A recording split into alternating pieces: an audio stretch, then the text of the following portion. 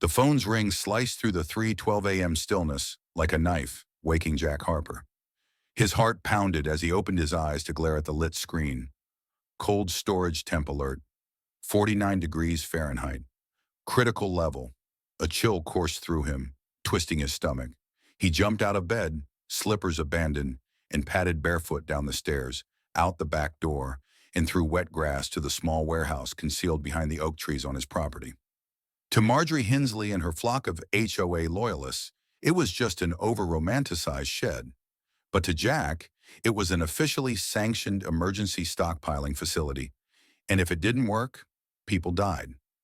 He yanked open the side panel. No hum, no clicks. Silence, cold and dead. The power was down. There were 600 vials of temperature-sensitive medication, blood plasma packs, and military ration foods, all part of a civilian support contract Jack had held for nearly 10 years. He was not some crusty old farmer.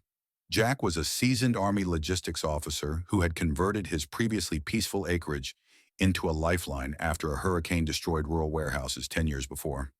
Now someone had killed the power, and Jack's instincts recognized just one person: Marjorie. Back in the house, skipping the coffee, he dialed the emergency contract line, reporting the alert, the failure of the backup battery, and what he was sure of. This was not an outage, it was sabotage.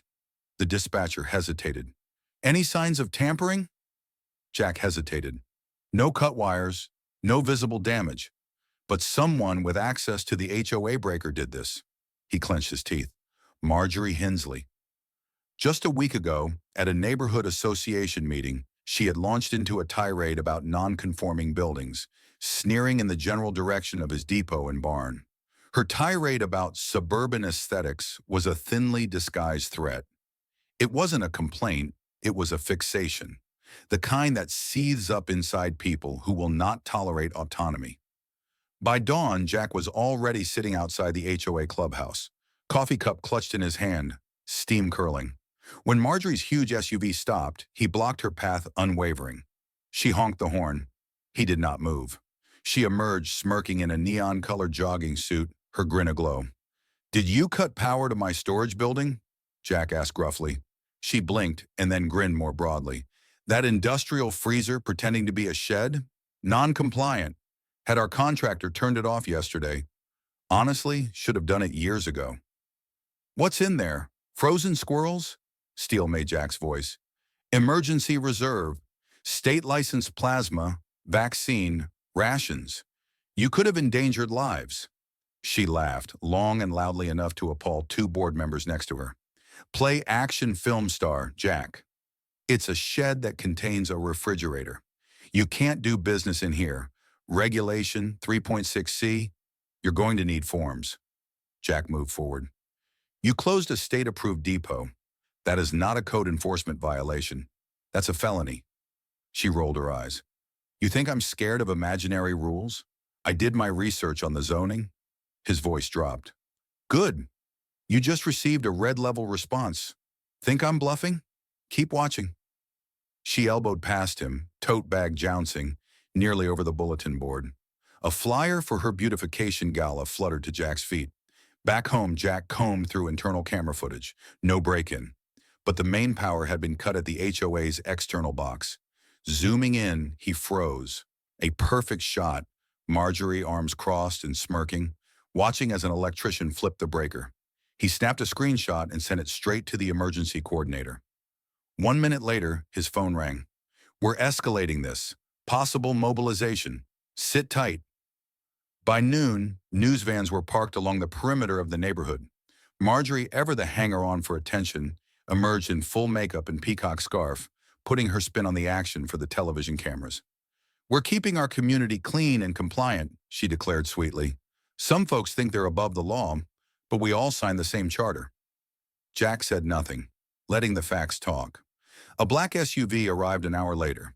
Two tactical polo-wearing state officers stepped out, skipped the clubhouse, and went straight to Jack's depot, measuring, photographing, and logging. Marjorie's smile faltering as the cameras followed them in back. The officers confirmed the worst. Temperatures exceeded critical thresholds. Some biological samples were compromised. If this were a real emergency, one officer cautioned, this region would have been sealed off. This is being escalated. Jack nodded, gaze fixed on the clubhouse window, where Marjorie was white-faced, staring through it. Depot lights flickered back on that night, but the damage had been done. Marjorie's small crusade had ignited a full-blown state breach, unleashing consequences she could not comprehend, from a man who had spent his life holding bail. Seen this? The front-page headline, HOA leader shuts down suspicious facility, with Marjorie's self-satisfied face leading the page. It was state emergency storage. Jack exhaled, laughing half in surprise. Pete leaned his elbows on the railing of the porch. She's really gotten herself into a mess. Town's buzzing.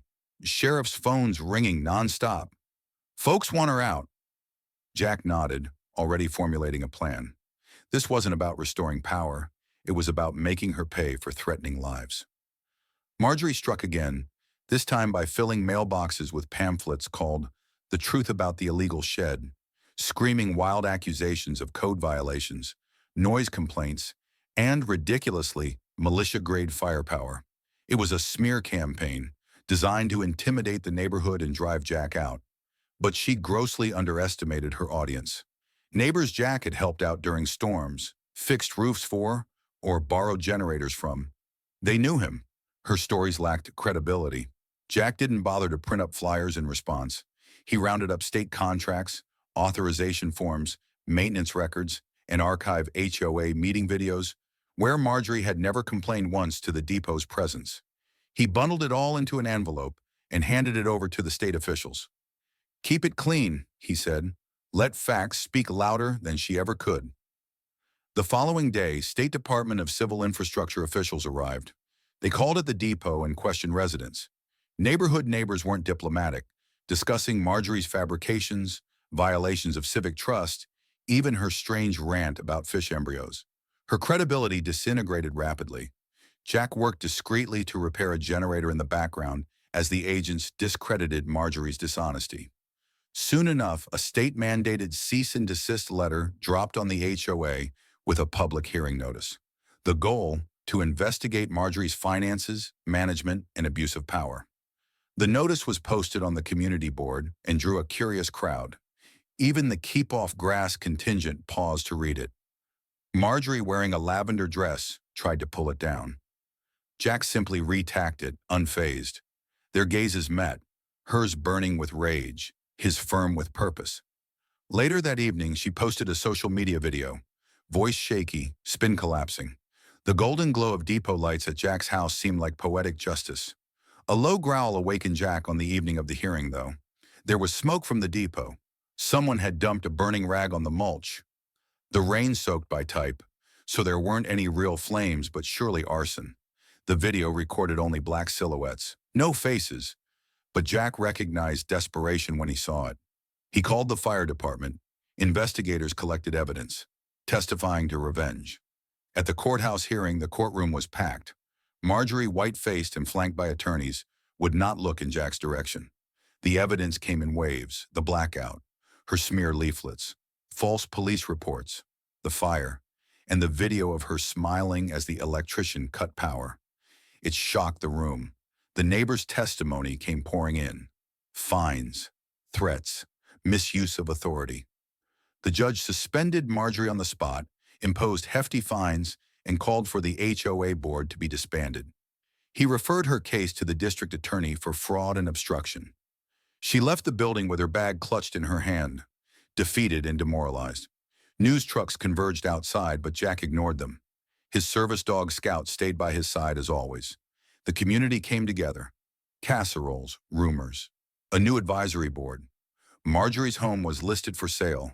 She vanished, money frozen, divorce pending. Jack was appointed to a state advisory role. His depot was designed as a model of rural preparedness. At a summer block bonfire, locals toasted to the depot's survival. Pete, cigar squeezed between teeth, grinned. You stood the line when nobody else even knew it existed.